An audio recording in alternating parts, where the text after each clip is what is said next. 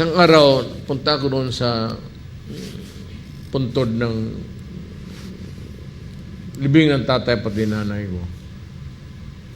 Noong una nakita ko yung mga bata na nagka-green na skirt, mga babae, basang-basa, ulan eh. So tumatakbo sila papuntang doon sa likod sa squatters area. Sabi ko, saan kayo nag-aaral? Sabi na sa City High.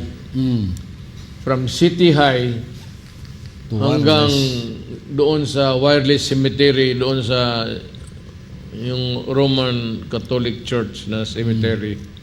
Doon yung tatay ko. Wala pa naman yung itong mga Memorial Park noon. Nakita ko yung mga bata. Kawawa. Sabi ko, kaya yung DCWD, yung opisina ng tubig, doon, malaki. Tinignan ko kasi wala nang space eh. Sabi ko, DCWD, alika. Water management. Sirain mo yung building mo dyan kay lagyan ko ng eskwelahan yan. Lagyan ko ng City High Extension. Maghanap kayo kung saan kayo maghanap ng umalis kayo dyan. Total may pera man ang gobyerno. Sabi ko, umalis kayo. Pinasira ko talaga. Sabi ko, kung hindi, sisirain ko yan.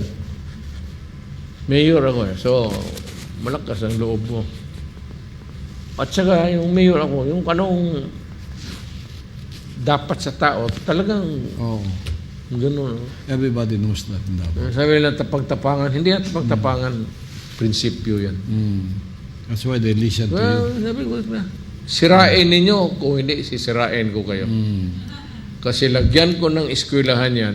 Para sa bata. Bahala na kung saan kayo maglipat. Maghanap kayo, mag-squat kayo kung wala kayong mahanap yan. Biro mo ang bata ng 2 kilo, 3 kilometro maglakad tapos basang-basa. Ngayon, sa likod ng cemetery, may high school dyan. Good. That's why the people here loves you and they listen to you because it is always for the welfare and the good of our citizens here, Mayor. And that has been your legacy for all of these years, even when you became president.